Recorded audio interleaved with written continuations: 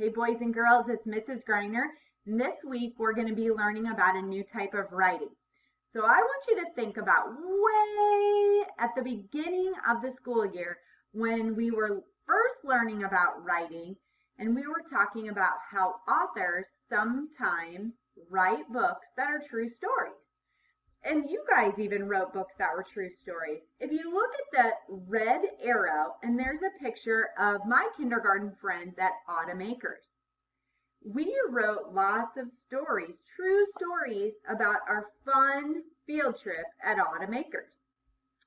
This middle picture was when we went to go visit the firefighters, and we learned about how being safe around fires and what we could do in our house to help us learn more about fires and what firefighters do. And then we met Sparky. So we wrote a true story about our time with the firefighters. And we've also wrote true stories about the parade that we had, the homecoming parade. So at the beginning of the year, we learned about writing and how writers can write in different ways. And this was one way writers write, and they write to tell true stories. Well, then we learned how writers sometimes write to teach us things, like how to do things, like how to wash your hands. Miss Helton taught us from a video how to make banana bread and how to feed a horse. And you guys have learned and wrote many how-to stories. Well, guess what? I have another type of writing that writers do. So writers, they'll write true stories, and writers will write books about how to do things, but writers will also write to solve a problem. Can you look at this picture? What do you think the problem is in this picture? I think I know. Do you guys see all that trash on the ground? Yeah, that is a problem, isn't it? Yeah, what could authors do to remind people that this is a problem and we need to do something about it? Could we make signs and say, please pick up your trash? Why is it a problem that the trash is on the ground? It looks gross. There could be sharp things in that. What if somebody walked by and got cut? And it's just not healthy for our land. That is a problem. Look at this. Do you see some of these kids running in the hallway? This is a problem. But why is this a problem? They're not following the rules. They could run into somebody. That's a problem. Because people could get hurt. Yeah. We could make signs, or we could write books to remind people that this is a problem and we need to walk so we can keep people safe. Look at this. What is the problem about this? This is a really messy room. All of those toys on the ground. Do you guys see the computer on the ground? This is a problem. Why is this a problem, though? It looks messy. You're not taking care of your things. That computer could get stepped on and get ruined, and it costs a lot of money. Look at that spill on the table. Ooh, it could ruin the papers next to it. It could get really sticky. This is a problem. Well, boys and girls, writers sometimes write true stories. They sometimes write books about teaching books like how to do things. And then sometimes writers write because they see problems in our world that need attention, that need to be solved. So they write about those problems. Can you think for a minute? What problems do you see in our world? Let me think. Yeah, I think there's lots of problems we could write about. There's one problem that I noticed yesterday. So yesterday I was working in my garden. I was tilling it, I was pulling out all the weeds, and I was getting my garden ready. And my kids came out, and I have 3 kids, but 2 of them came out, and one said, "Mom, we need to plant all vegetables in this garden." And my daughter came out and said, "Mom, I don't want to do any vegetables. Let's do all flowers this year." And I thought, this is a problem. They're not agreeing on this. Cole wanted all vegetables. Callie wanted all flowers. So I told them, I said, okay, you need to write to try to convince me. Cole, why do you want all vegetables?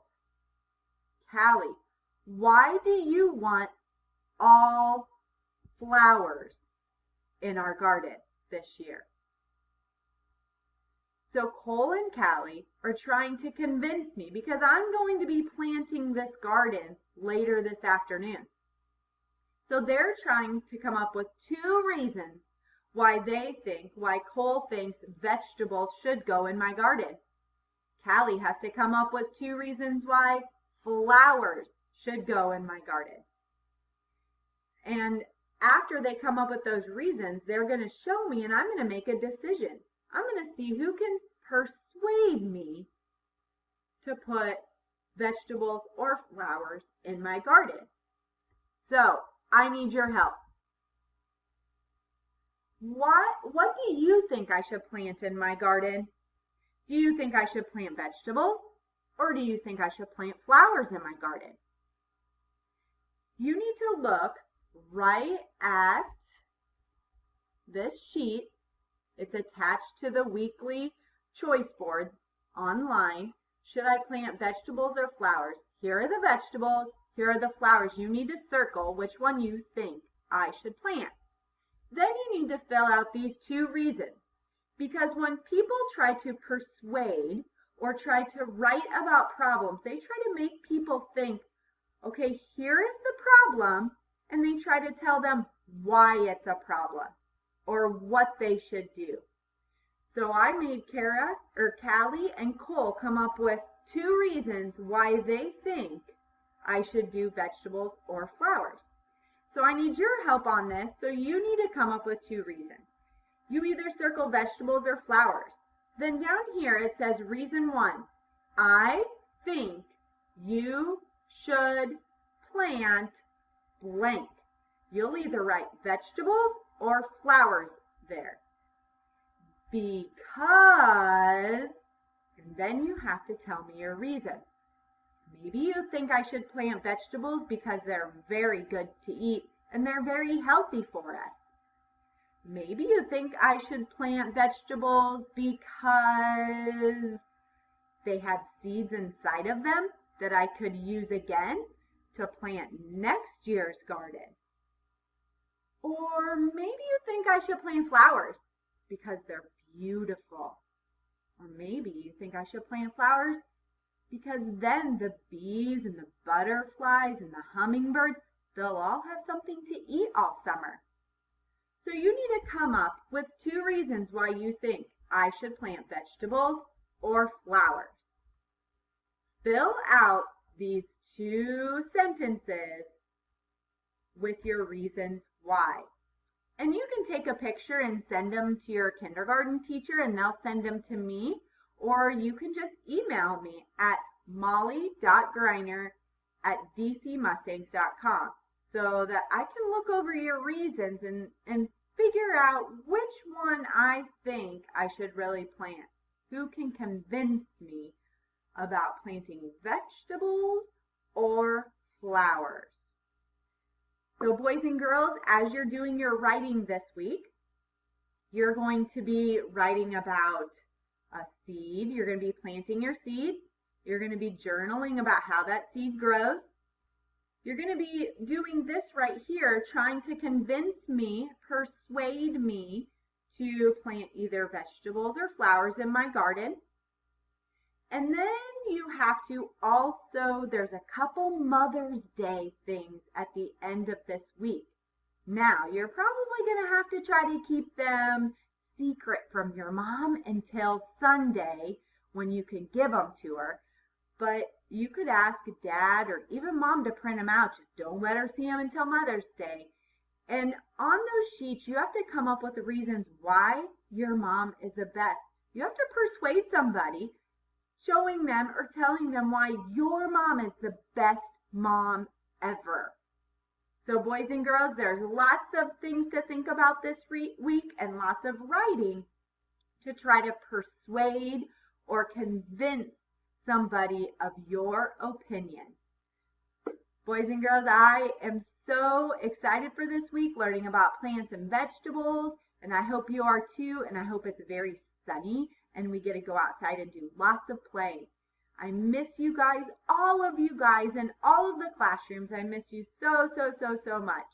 And we will see each other next week. Have a super awesome week. I love you, kindergarten friends.